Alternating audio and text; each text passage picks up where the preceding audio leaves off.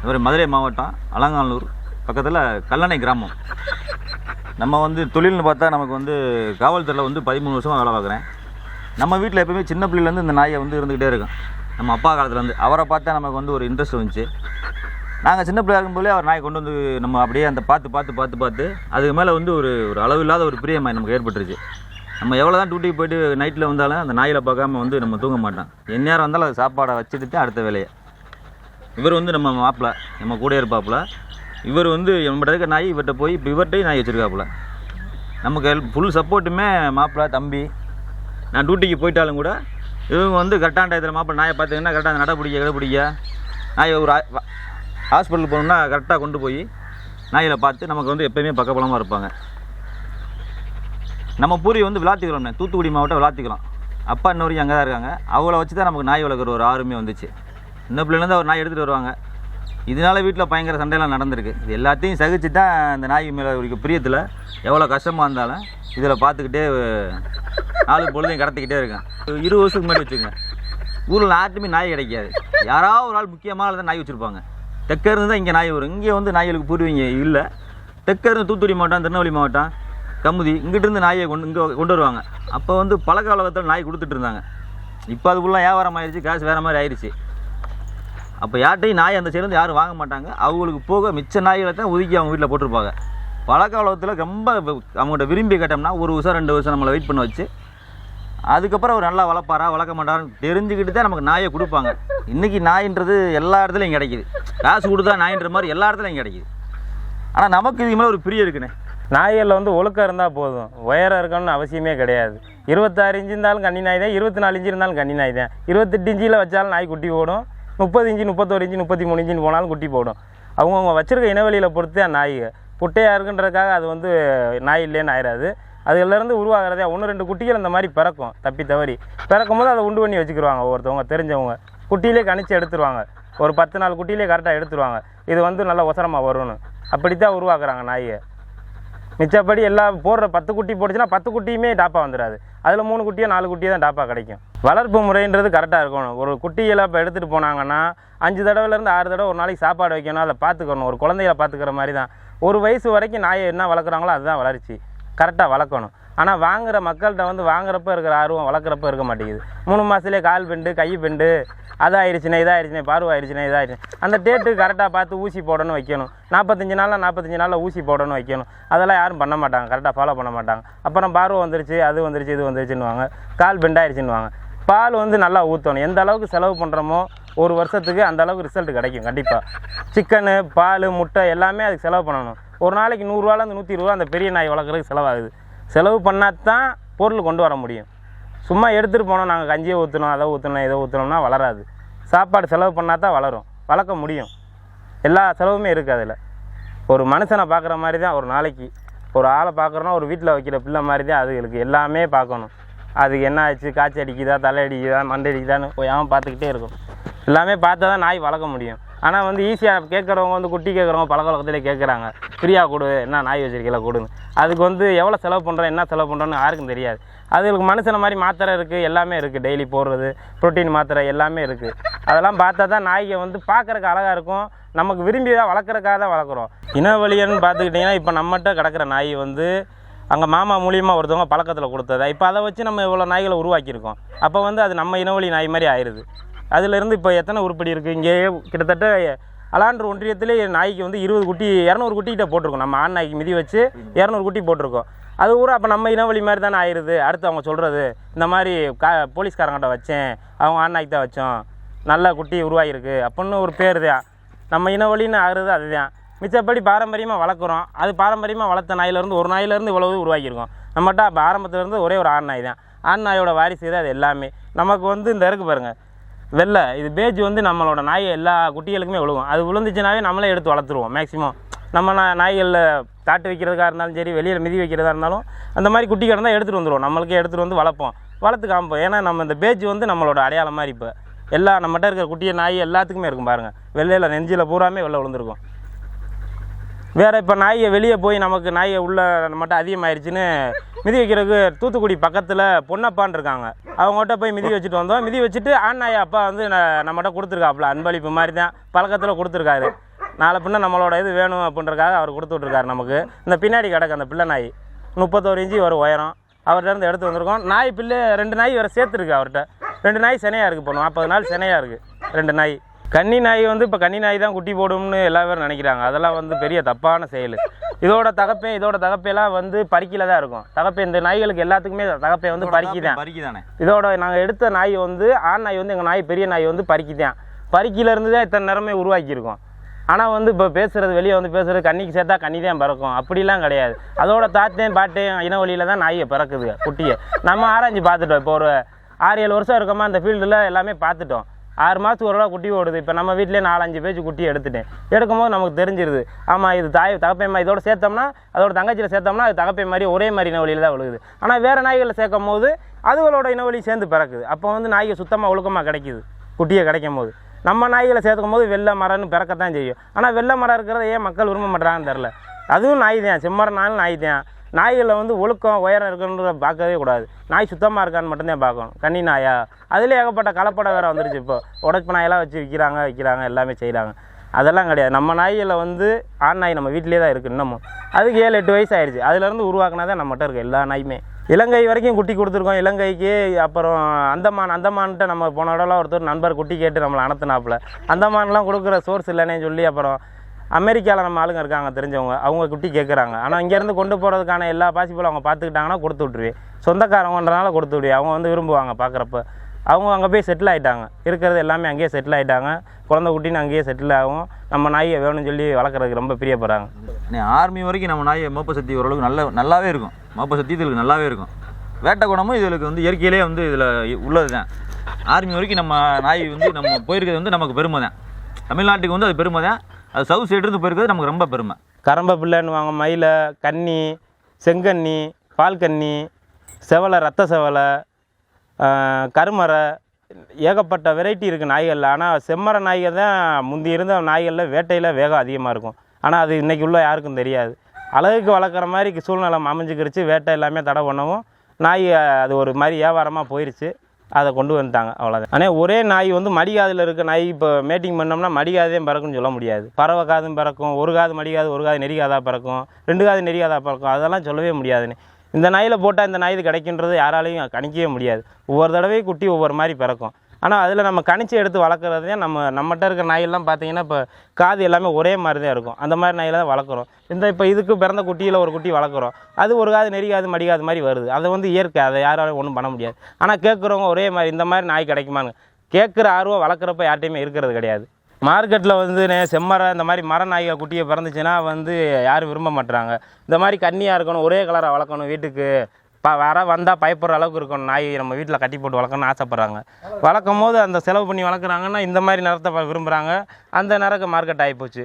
பால் கன்னியில் இந்த மாதிரி செங்கன்னி, பிள்ளை நாய், கரம்ப பிள்ளை, கருமூஞ்சி, கருமூஞ்சி வேணுன்றாங்க. அதுக்கெல்லாம் எப்படி ஒவ்வொரு நாய்களுக்கு பிறகு இந்த நாய்களுக்கும் எல்லா நேரமும் பிறக்கத்தான் செய்யும். இப்போ இந்த நாய்க்கு அந்த மாதிரி குட்டி பிறந்திருக்கு. ஏன்னா அதோட தாய் இனவழி ஒரு நாய் தாட்டு வச்சுருக்காங்க. இப்போ இங்கே ஒரு அலாண்டில் போலீஸ்கார் தான், அவர் நாய் 5 குட்டி போட்டிருக்கு. 4 குட்டியுமே அந்த நாய் மாதிரி பிறந்திருக்கு. ஆனால் இதில் சேர்த்தது அப்படி பிறக்கிறதுக்கு வந்து ஒன்றுமே பண்ண முடியாது. ஆனால் கேட்குறவங்க பூரா மேட்டிங் வைக்கிறதுக்கு இந்த நாயில் வச்சா தான் இதே மாதிரி குட்டி விடலாம், நம்ம தான் செய்யணும். அப்படி செஞ்சால் ஒரே மாதிரி வேணும்னா என்ன கலர்னாலும் பிறக்கும். வளர்ப்பில் தான் இருக்குது. நாயை வளர்த்து காமிக்கணும், செலவழித்து வளர்த்து காமிக்கணும். வாங்குகிற ஆர்வம் யார்கிட்டையும் வளர்க்குறப்ப இருக்க மாட்டேங்குது. அது ஒன்று தான் நான் சொல்கிறது. ஆனால் நம்ம குட்டி போட்டுச்சுன்னா நம்மகிட்ட இது வரைக்கும் நம்ம கொடுத்த குட்டியை வந்து பிரியப்பட்டு 22 நாள் அதிகபட்சம் தூக்கிட்டு போயிருக்காங்கண்ணே. அது வந்து பழக்கத்தில் தூக்கிட்டு போனாங்க. நான் விற்பனைக்குன்னு காசு வாங்கி கொடுத்த குட்டிகளை வந்து 35 நாள் குறைஞ்சா கொடுத்ததே கிடையாதுண்ணே. அது 35 நாளில் நம்ம வீட்டிலே சாப்பாடு தனியாக சாப்பிடுதான்னு பார்த்துட்டு சிக்கனை நல்லா வேக வச்சு அதை நல்லா பூ மாதிரி பிசைஞ்சு வச்சு சாப்பாடு வச்சு தான் பார்ப்பேன். சாப்பாடு சாப்பிடுதா, அப்புறம் பெடிகிரி பால் கலந்து கொடுக்குறது. அது சாப்பிட்டதுக்கப்புறம் தான் யார் கையிலையுமே கொடுத்து விடுவேன். அவங்க கொண்டு போய் ஊசி போட்டு அதுலேருந்து அவங்க பார்த்துக்கிற மாதிரி கண்டினியூ பண்ணுற மாதிரி தான் கொடுத்து விடுவேன். அதோட சின்ன குட்டி அந்த கண்ணு முழிக்கிறதுக்கு முன்னாடி கண்ணு முழிச்சோடனே 25 நாள்லாம் கொடுக்க மாட்டேன். 30 நாள் தனியாக தட்டில் அது தனியாக சாப்பிட்டுச்சுன்னா தான் கொடுத்து விடுவேன். நாயை வளர்க்கன்ற ஆர்வம் வந்தது வந்து மாமா தான். மாமா வீட்டில் பழைய நாய் ஒன்று இருந்துச்சு, சேதுன்னு சொல்லிட்டு. அந்த ஊரவே சுற்றி வரும் அது சேது. அதை பார்த்து தான் நாய் வளர்க்குன்ற ஆர்வம் வந்துச்சு. அப்போ நாயை மாமாட்ட ஆண் நாய் மட்டும் கிடந்துச்சு. அதனால் குட்டி அங்கே போய் எடுத்தேன் குறவங்குளத்தில். நம்ம தினேஷ்னு ஒருத்தர் இருக்காப்புல, நம்ம நண்பர். அவர்கிட்டே நாய் கிடக்கு, நம்ம இனவழி நாய் தான் கிடக்கு. Workshop வச்சுருக்காப்புல, அலாண்டெல்லாம் workshop வச்சுருக்காப்புல. அவர்கிட்ட நாய் 2 நாய் கிடக்கு. ஏன்டருந்து ஒரு பொட்டை நாய் குட்டி தூக்கிட்டு வந்து வச்சுருந்தாப்புல. அதுவும் ஜனையாக நிற்கிது நாயை. நம்ம பழக்க வழக்கத்தில் இப்போ அந்த தம்பி இருக்கான், மோகன் இருக்கான், சத்ரவாழ்ட்டி என் தம்பி அந்த இருக்கான் அந்த பையன், அவன்கிட்ட நாய் கிடக்கு. இவன் வந்து நம்ம நண்பர் தங்கப்பாண்டி, இவர்கிட்ட நாய் கிடக்கு. நம்ம நண்பர்கள்ட்ட பூரா நாயை நம்ம எடுத்து வைக்கிற நாய்களை கொடுத்துருவோம். சேல்ஸுக்கு போக மிச்சம் நாய்களை நம்மளே வளர்த்துறது, மேக்ஸிமம் வளர்த்துட்டு அது என்னன்னு பார்த்து ரிசல்ட் பார்த்துக்கிறது. நம்ம நாய்களில் ரிசல்ட் இப்போ ஒரு 200 குட்டி 200 குட்டி 250 குட்டி. நம்ம வீட்டிலேயே பார்த்தீங்கன்னா இந்த பின்னாடி நிற்கிற நாய் வந்து இப்போ 2வது பேஜ் சனையாக இருக்குது. ஒரு 7 குட்டி போட்டுச்சு. அந்த நாய் நம்ம வீட்டில் இப்போ 20 குட்டி போட்டிருக்கு. அதோட குட்டியை 20 குட்டியில் நம்ம கண் பார்வையில் கிடக்கிறது, நம்ம வீட்டில் கிடக்கிற 2 குட்டி, ஒரு குட்டி தப்பகுளத்தில் கொடுத்த குட்டி, 3 குட்டி தான் பார்வையில் கிடக்கு. மிச்ச குட்டியை பூரா என்ன செய்கிறாங்க ஏது செய்கிறாங்கன்னு தெரிய மாட்டேங்குது வளர்க்குறவங்க. 2வது சர்டிஃபிகேட் இல்லாத நாய் வந்து நல்ல நாய் இல்லை, இருக்க நாய் தான் நல்ல நாய்ண்டு அப்படியும் கிடையாது. நல்ல பழைய ஆளுகள்லாம் நல்ல நல்ல நாயெல்லாம் வச்சுருக்காங்க, அவங்களுக்கு சர்டிஃபிகேட் தேவைப்படலை. நம்ம ஊரில் வந்து நடத்துகிறாங்க, மதுரை கேனல்னு சொல்லிட்டு தான் அவங்க கிளப்பில் இருந்தால் நடத்துகிறாங்க. நம்ம நாய்களை சர்டிஃபிகேட் இல்லாமல் ஏற்ற விட மாட்டாங்க. நம்ம இப்போ எல்லாம் போயிருந்தானா ஷோக்கு அடிச்சிருப்பாங்க கண்டிப்பாக. ஆனால் அவங்க சர்டிஃபிகேட் கொண்டு வந்தால் தான், சர்டிஃபிகேட் எங்கே போவேன், என் நாய் தான் தெரியும், ப்ளட் டெஸ்ட் தான் பண்ணி காமிக்கணும். அதுக்கு மீறினா என் வீட்டிலேருந்து உருவாக்கின குட்டி தான் நான் தான் வளர்த்துக்கிருக்கேன் குட்டியிலேருந்துன்னு எல்லாமே தெரியும் அவங்களுக்கு. ஆனால் வந்து சர்டிஃபிகேட் வேணுன்றாங்க. சர்டிஃபிகேட் இதுக்காக என் நாய் தான், நம்ம நாய் பார்த்துட்டிங்க எல்லா குறையும் கிடையாது. இதுக்கு மேலே சர்டிஃபிகேட் கொடுக்குறதுக்கு என்ன பண்ணுறதுன்னு தெரியலை. அங்கே ஷோ கொண்டு போகிறப்ப ஒரு தடவையும் கேட்கும் போதெல்லாம் நமக்கு கஷ்டமாக இருக்குது. மதுரையில் நம்ம ஊரில் ஷோ நடத்துகிறாங்க, நம்மளே கொண்டு போக முடியாத நிலைமையாக இருக்குது. அதுக்கு ஆமூரில் பிரபலம் நடத்துகிறாரு. எந்த நாய் கொண்டு வந்தாலும் சரி, உயரம் இதெல்லாம் கிடையாது, எல்லா நாய்க்கும் பரிசு, எல்லா பேரும் சாப்பிடுங்கன்னு அண்ணன் நடத்துகிறாப்புல வருஷம் அந்த திருவிழா. அவர் திருவிழா நடத்துறதுனால தான் இப்போ நாயை வளர்க்குறவங்களுக்கு ஆர்வம் அதிகமாகிட்டு போகுது. பிரபண்ணை ஆமூரில் இருக்க பிரபண்ணை நடத்துறதுனால தான் எல்லா பேருக்கும் ஆர்வம் ஜாஸ்தி ஆகுது. போன வருஷத்துக்கு வருஷம் கொண்டு போனேன் நாய், ஒரு நாய் கொண்டு போனேன். போன வருஷம் போகும்போது 3 நாய் கொண்டு போனோம். அடுத்த வருஷம் போகும்போது 10 நாயோட போகணும்னு சொல்லியிருக்கேன் மாமாட்ட. அடுத்த வருஷம் 10 நாயோட தான் போகணும் பிரபண்ணை பார்க்குறதுக்கு. நம்ம இந்த ஒரு 1 கிலோமீட்டர் புதுப்பட்டின்னு ஒரு ஊர் இருக்குது. அந்த ஊரில் தான் வேட்டை வந்து காலங்காலமாக ஆடிக்கிட்டு இருக்காங்க. இப்போ தடை பண்ணதுனால அவங்களுமே கொஞ்சம் வேட்டைகளுக்கு போகிறதில்ல. பக்கத்தில் இப்போ சொந்தக்காரங்களாம் காடுகளில் வந்து பன்னிகள் வந்து ரொம்ப அட்டுழியம் பண்ணுறதுனால கூப்பிட்டு ஒரு அமட்டி விட்டோம்னா அது வராது. அதுக்காக மட்டும்தான் இப்போ மேக்ஸிமம் வச்சுருக்காங்க. யாரும் போகிறதில்ல வேட்டைக்கு. வேட்டை தடை பண்ணது வந்து வேறு வழி இல்லை, நாய்களும் வேட்டைக்கு இப்போ போகிறதில்ல. அது நாய்களை அவுத்து கட்டிவே போட்டு வச்சோம்னா, ஒரே கட்டுத்தாரில் போட்டிருந்தோம்னாலே அந்த மாதிரி ஸ்ட்ரெஸ்ஸு இந்த மாதிரிலாம் ஆகும். நம்ம அவுத்து விட்டுறோம், நடை பிடிக்கிறோம், வாக்கிங் கொஞ்ச நேரம் அவுத்து விட்றோம், வயக்காட்டுக்குள்ளே விளாட்ற மாதிரி எல்லாமே செஞ்சிடும் அதுகளுக்கு. அது போக சாப்பாடுன்றது வந்து நம்ம ஃபுல் அண்ட் ஃபுல் கறி தான் எல்லா கறியும் போடுறோம். எலும்பு கடிக்குது வைக்குது, ஸ்ட்ரெஸ்ஸு இந்த மாதிரி வெறி பிடிக்கிறதுக்கெலாம் வேலை கிடையாது. இப்போ தெருவில் வெறி பிடிச்ச நாயை கடிச்சிச்சினாத்தான் அந்த மாதிரி ஏதாவது ஒன்று ஆகும். நம்ம வீட்டுக்குள்ளேயே வளர்க்குறோம், நாயை அழியக்கூடாதுன்றக்காக காப்பாற்றுற மாதிரி தான் வளர்த்துக்கிருக்கோம். இப்போ விற்பனை நோக்கத்தை காட்டிலும் நம்மகிட்ட நாய் பெரிய நாய் வளர்க்கணுன்ற ஆர்வம் வந்து எனக்குலாம் அதிகமே.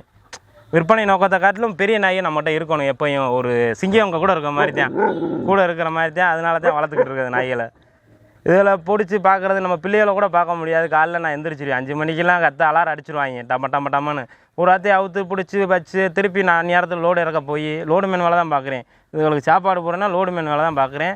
அழகாட்டம்னு சொல்லிட்டு விவசாய கம்பெனி நம்மது, விவசாய சம்மந்தமான அந்த ரொட்டவேட்ரு உழுவுற ஜாமான் இந்த கம்பெனியில் தான் வேலை பார்க்குறேன். ஒரு 13 வருஷமாக வேலை பார்க்குறேன் நானும். அங்கே இருந்துகிட்டே வேலை பார்த்துட்டு தான் இதுகளை பார்த்துக்கிறேன் தனியாக. அவங்க போக்குவரத்து இதுகளையும் பார்த்துக்கிறது, அதையும் பார்த்துக்கிறது. மத்தியானம் சாப்பிட வந்தால் 1.5 மணி நேரம் சாப்பாடு டைம்னா இதுகளுக்கே 1 மணி நேரம் ஆயிரும். அவதியாக சாப்பிட்டு திருப்பி நைட்டு வர நேரத்துக்கு படுக்க முடியாது. வந்தோடனே இதில் பூரா அவுத்து கொண்டு போய் திரும்ப விட்டுட்டு கொண்டு வந்து கட்டினதுக்கப்புறம் தான் அமர்ந்து படுக்குங்க. இல்லைன்னா நம்ம ஒரு நாள் இல்லைன்னா ஆட்டமாக ஆடி கத்தில் கூடிருங்க. அக்கம் பக்கத்தில் அது வேறு சண்டையாயிருது. நாய் உனக்கு இருந்தால் சண்டை ஓடுவாங்க, ஆயிருந்துட்டுச்சா சண்டை ஓட்டுருவாங்க. டவுனுக்குள்ளே வளர்க்குறது பெரிய பாடாக இருக்குது. இப்போ நாள்கள் போக நாய் வளர்க்குறது பெரிய சிரமமானது. அடுத்தவங்கள்ட்ட பேச்சு வாங்குறது வைக்கிறது ரொம்ப கஷ்டமாக இருக்குது நாய் வளர்க்குறது. நாயை வாங்கிட்டு போகிறவங்களுமே ஒரு 6 மாதத்துக்காக அதை கட்டில் போடக்கூடாது. நாய் வந்து அதை காலார ஃப்ரீயாக தெரியணும். நம்ம கட்டில் போட்டோம்னாலே அந்த நாய்கள் வந்து நம்ம நினச்ச மாதிரி வராதுங்க. நம்ம அவுத்து விட்டு ஒரு 6-7 மாதம் வரைக்கும் அதை கட்டிலே போடக்கூடாது. அது அவுத்து இதெல்லாம் வந்து 8 மாதம் வரைக்கும் கட்டவே இல்லை. 8 மாதம் வரைக்கும் அது வாட்டுக்கு ஃப்ரீயாக தனக்கார தெரிஞ்சிச்சு. உயரம்ன்றது வந்து இப்போ ஒரு பெரிய அது வந்து எப்படி சொல்கிறது, ஒரு மாயை மாதிரி ஆகிப்போச்சு. நாயினாலே வந்து 33 இன்ச்சு 34 இன்ச்சுக்கு நாய்னா நம்ம எங்கே ஒரு நாய் நீ செய்யத்தான் செய்யணும். அது ஒரு இல்லைண்ணே எல்லா நாயுமே குட்டி போடுறதுல 31 இன்ச்சு நாய் குட்டி வரத்தான் செய்யும். 28 நாயில் சேர்க்க 28 இன்ச்சு நாய் ஆண் நாயில் சேர்த்தா 28 இன்ச்சு தான் குட்டி போடணும்னு சொல்ல முடியாது. 31 இன்ச்சு பிறக்கும். அது வளர்ப்பு முறை தான் இருக்குது. அது வந்து எப்படி சொல்கிறது, வளர்ப்பு முறையில் தான் எல்லாமே இருக்குது. வளர்க்குறவங்க யாரும் ஒரு சில பேர் வளர்க்க மாட்டாங்க. ஒரு 6 மாதம் பார்ப்பாங்க, அதுக்கு ஏதோ ஒரு சின்ன பிரச்சனை வந்தோடனே மனசு விட்ருவாங்க. அவ்வளோண்டா நம்ம வாங்கினது போச்சுடா அப்படின்னு விட்ருவாங்க, தெருவில் விட்ருவாங்க. 1.5 வயசு வரைக்கும் வளரும் நாய். 1.5 வயசு வரைக்கும் வளர்ப்பு செலவும் பார்க்கக்கூடாது. வாங்குகிற ஆர்வம் வளர்க்குறது இந்த 1.5 வருஷம் வரைக்கும் இருந்துச்சுன்னா அவங்க எல்லாருமே ஜெயிச்சிருவாங்க கண்டிப்பாக. சென்னையிலே 200 குட்டி கொடுத்துருப்பாப்புல ஜெகன் சேதுபதினு சொல்லிட்டு கழுகுமலை அன்னை வீடு. அவர் நம்ம சொந்தக்காரர் தான். அவர் சென்னைக்கு எப்படி 200 குட்டி கொடுத்துருவாப்பா. அது போக போலீஸ்கார் ஒருத்தர் நம்ம மச்சா இருக்காப்புல சென்னையில் சைஸுன்னு சொல்லிட்டு, அவர் நல்லா ஆர்வமானவர். இங்கே மஞ்சள் மாடு ஒரு 5-6 மாடு வாங்கி போட்டிருக்காப்புல, கண்டு எடுத்து வியாபாரம் பார்க்குறது. அங்கே சென்னையிலே ஒரு 10 நாய் போட்டு வச்சுருக்காப்புல, கான்ஸ்டபிளாக தான் இருக்காப்புல. அவரும் நம்ம நாய் இனவழி நாய் எல்லாமே அவங்ககிட்ட நம்ம சப்ளை கொடுத்துருக்கோம். அங்கிட்ட இருக்குது குட்டியே எல்லாமே. எல்லா பக்கமும் சென்னையில் சென்னை பாண்டிச்சேரி கர்நாடகா வரைக்கும் குட்டி கொடுத்துருக்கோம். எல்லா இடத்துலையும் நீதிபதி கொடுத்துருக்கோம் சென்னையில். அவங்கள்ட்டலாம் நீதிபதிலாம் நம்ம திருப்பி அப்டேட்டே கேட்கல. குட்டி கொடுத்தது 2 குட்டியும் தரமான குட்டி கொடுத்துட்டோம். அவங்கள்ட்டலாம் எப்படி கேட்குறது, அதோட வெளியே தெரியாமல் போயிடும். யார்கிட்ட வாங்கினாங்கன்னு வெளியே சொல்ல மாட்டாங்க, யார்கிட்ட கொடுத்தாங்க வளர்த்தாங்கன்றது சொல்லாது, தெரியாமல் போயிடும். தெரிகிறத காட்டி நம்ம நாய் தானே இப்போ அதிகமாக தெரியுது. முன்னாடியெல்லாம் நம்ம ஏரியாவில் இந்த சுற்று வட்டாரத்தில் நாய் இருக்காது. நம்ம அப்பாவை விளாத்தி வந்து ஒரு நாய் ஒன்று இங்கே கொடுத்தா ஊரில். அவர் பழக்கத்தில் அவர் நண்பர் கொடுத்தாரு, பேர் போலீஸ். அதுக்கு பேர் இந்த ஏரியாவில் அவ்வளோ ஹைஜாண்டிக்காக இருக்கும் நாய். அப்போமே 20 வருஷத்துக்கு முன்னாடி ஒரே ஒரு நாய் தான் இருக்குது. இந்த ஏரியாவில் நாய் கிடைக்காது. ஒரு நாய் வாங்கணும்னா ஒரு 2 வருஷம் 3 வருஷம் காத்து கிடக்கணும். இன்றைக்கி சூழ்நிலை அப்படி இல்லை. இன்றைக்கி சூழ்நிலைக்கு எல்லாட்டையும் நாய் இருக்குது. நினச்சா டக்குன்னு போய் வாங்கிக்கலாம். நல்ல பொருள் யார்கிட்ட தேடி போய் வாங்கிக்கலாம். அவங்களுக்கு கொடுக்குறதுக்காக தான் வச்சுருக்காங்க. அதனால் என்னென்னு கேட்டிங்கன்னா, இன்றைக்கி வந்து இந்த நாய் தான் வந்து ஓரளவுக்கு எல்லாருக்கும் தெரியுது. சிப்பிப்பாறை கண்ணி எல்லாத்துக்கும் தெரியுது. ட்ரைனிங்லாம் இதுக்கு கொடுக்குறது கிடையாது. பிளட் லைன்லேயே எல்லா நாய்களுக்குமே அந்த வீரியம் இருக்கும்னே. நாய் இப்போ நாய் இப்போ இருக்குன்னா நம்ம தம்பி எல்லாருமே வராங்க பார்க்குறனால அதோட குணமே கொஞ்சம் மாறிடும் நம்மக்கிட்ட கிடக்கிற நாய். இதே இது ஒருத்தவங்க தனியாக வீடு கட்டி இருக்காங்கன்னு வைங்க, அவங்க 4 பேர் வீட்டில் இருக்காங்கன்னா 4 பேர் தான் டெய்லி பார்க்கும். வேறு ஆளுகளை பார்க்காத அளவுக்கு வளர்த்தாங்கன்னா யார் வந்தாலும் அட்டாக் பண்ணும், கண்டிப்பாக கடிக்கும். ரொம்ப ஆக்ரோஷமாக வளர்க்கும் நாயை. இங்கே தேட்டருக்குள்ளே ஒரு நாயெல்லாம் வளர்க்குறாங்க, அதெல்லாம் ஆளுகளே பார்க்காது, ரொம்ப ஆக்ரோஷமாக கடிக்கும். அண்ணா யாருமே ஒரு ஆள் தான் வைப்பார். அந்த மாதிரி இருக்குது. நம்ம நாய்கள் வந்து இப்படி பயில இருக்காங்க. நம்ம செட்டு பெரிய செட்டு பயில வரும்போது அவுக்க கொள்ள இருக்கும்போது ஒன்றும் சொல்ல முடியாது, சத்தம் போட முடியாது. நம்ம மறைச்சி வளர்க்கலை. ஃப்ரீயாக காலார இந்த கடைசியிலேருந்து இந்த கடைசி வரைக்கும் போயிட்டு வருவாப்புல. கோட்டமேடு டு கல்லணை இதோட இது ரவுண்டிங் சுற்றிட்டு வரும் ஃப்ரீயாக. காலார சாயங்காலம் அவுத்து விட்டா 1 மணி நேரம் 2 மணி நேரம் விளாண்டுட்டே தான் வரும் நாய். வளர்க்குற முறையை பொறுத்து இருக்குண்ணே. காவலுக்கு வேணும்னா நீங்கள் அதை வந்து ஒரு கைதி மாதிரி தான் வளர்க்கணும். தனியாக போட்டு வளர்த்தீங்கன்னா கேரண்டியாக சொல்லலாம். இது வந்து நம்ம டெய்லி 10 பேரை பார்க்குது. இதெல்லாம் டெய்லி 10 பேரை பார்க்குது. யாரை பார்த்தாலும் இது வந்து இப்போ பழகிக்கிறோம். அந்த மாதிரி ஈஸியாக பழகிடுச்சு. நம்ம ஆரம்ப காலத்துலேருந்து இங்கே வேட்டை இந்த மாதிரி பிரியமாக பார்த்துட்டு கண்ணில் பார்த்துட்டு இருக்கிறதுனால வந்து இதுதானே வளர்க்கணும்னு ஆசைப்படுவோம். ராஜவாழை நாய் வேட்டையாடி நான் பார்த்தது கிடையாது. கோம்பை ஓரளவு வேட்டை கொண்டு போனோம்னா ஆடும், வேட்டை ஆடும். ஆனால் நம்ம நாய்க்கு வந்து பன்னியாக இருந்தால் ஒரு 100 கிலோ பன்னியாக இருந்தாலும் 4 நாய் 5 நாய் போட்டுச்சுன்னா படுக்க போட்டு கடிக்க ஆரம்பிச்சிருங்க. வேட்டை குணம் அதிகமாக இருக்கும். அதனால நமக்கு இந்த நாயை பிடிக்கும். வேட்டை நம்ம காடுகார நமக்கு விவசாயம் எல்லாமே இருக்குது. நம்ம சொந்த ஊர் எனக்கு வந்து சத்திரவாழட்டி தான். அங்கிட்டு ஊராமே ஃபாரஸ்ட் ஏரியா தான். பார்த்தீங்கன்னா பன்னி இறங்கும், எல்லாமே இறங்கும். அந்த பக்கம் மாடுக எல்லாத்துக்குமே இது வந்து அமட்டிடுங்க. நாயை ஓரளவு சத்தாளிச்சிடும். நாய் வந்து எந்த மாரி மாடு மிருகம் எதாக இருந்தாலும் ஓரளவு சத்தாய்க்கும். அவுத்து விட்டோம்னா அமட்டும் நாய்களை.